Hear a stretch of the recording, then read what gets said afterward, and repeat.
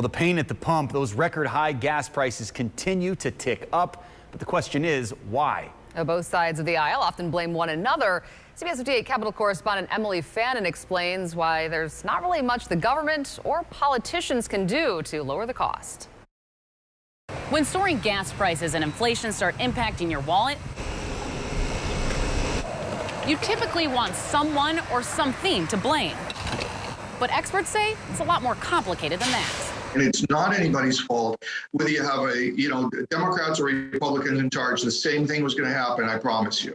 Some lawmakers in Congress are putting the blame on President Joe Biden's policies for sky-high prices. Meanwhile, others say gas companies are the culprit for ripping Americans off. Gas companies and greed and those huge profits they've been hitting this year must be real nice. Moses Altek, a marketing and business expert at UW-Madison, says it's multiple factors. Sanctions on Russia over the war in Ukraine, oil companies, and the pandemic. Both Democrats and Republicans supported those sanctions, and both Democrats and Republicans are right. I don't think it's any particular individual. It's certainly no individual political party. The White House says bringing down prices is their top priority, but they admit they've exhausted most of their options. The Biden administration has tapped into the strategic reserve, loosened ethanol restrictions, and smooth out supply chain issues. It's going to get worse, but I think it'll get better in the next year or so. Some states have issued a gas tax holiday. Suspending Wisconsin's 32-cent gas tax would require action by the GOP-controlled legislature. It's an idea Governor Tony Evers supports, but he admits there's little he can do to provide relief. The state's